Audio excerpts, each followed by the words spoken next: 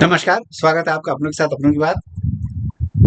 किसी ने क्या खूब कहा है कि जो लोग झूठी प्रशंसा में आकर भूल जाते हैं अपना असली अस्तित्व, असली व्यक्तित्व भूल जाते हैं और झूठी प्रशंसा के जाल में फँस जाते हैं, वो हमेशा पछताते हैं, पछताना ही पड़ता है।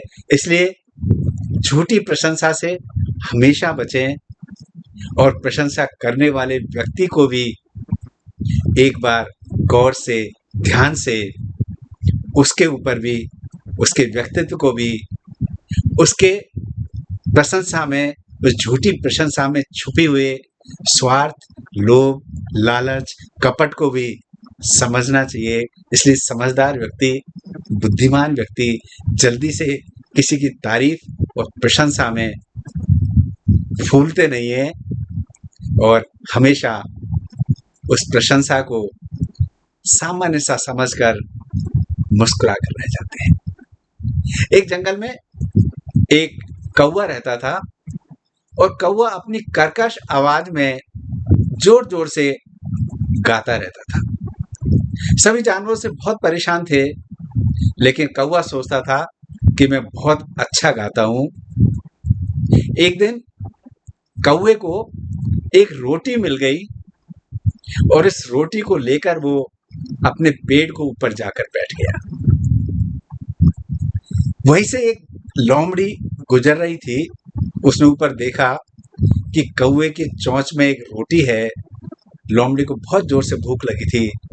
उसके मन में विचार आया, इस कौवे से इस रोटी को कैसे छीना जाए। लोमड़ी चतुर होती है, चालाक होती है, तो उसने कहा, कौवा महाराज, क्या यहाँ पर बहुत सुरीली आवाज में कोई गाता रहता है? क्या वो आप ही हैं? कौवा अपनी प्रशंसा सुनकर बहुत खुश हो गया और सिर हाँ में हिलाने लगा।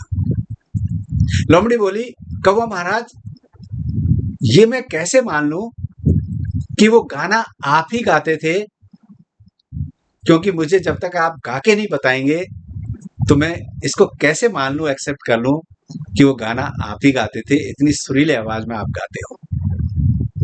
कौवा अपनी प्रशंसा सुनकर फूल गया और उसके मन में प्रसन्नता के गुब्बारे फूटने लगे। और कहते हैं ना, चने के झाड़ पे जब चढ़ा देते हैं तो कौवे को लोमड़ी ने चने के झाड़ पे चढ़ा दिया और कौवे ने जैसा ही गाने के लिए अपनी चोंच खोली, रोटी नीचे गिर गई। लोमड़ी ने रोटी उठाई और वहां से चलती बनी।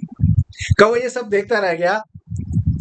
कहानी का सबक यही है, कहानी तो बहुत पुरानी है, लेकिन ये जीवन में ऐसे दृष्टांत बहुत आते रहते हैं। झूठी प्रशंसा से हमेशा बचें। प्रशंसा में छिपी हुई जो इंटेंशन है उसको पढ़ने की कोशिश करें, उसको जांचें, क्योंकि जो लोग आपकी झूठी प्रशंसा करते हैं उनकी प्रशंसा में बहुत बड़ा स्वार्थ छुपा होता है, बहुत बड़ा मतलब छुपा होता है।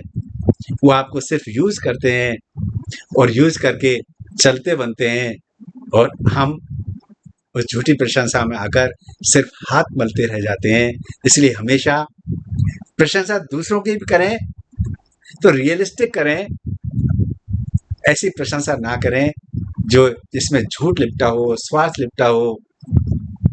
इसलिए झूठी प्रशंसा से बचें और झूठी प्रशंसा कोई करे तो उसको भी उसकी बातों में ना आए, उसको देखें, समझें, परखें और फिर उस भाव को एक्सेप्ट करें। नमस्कार, जय हिंद।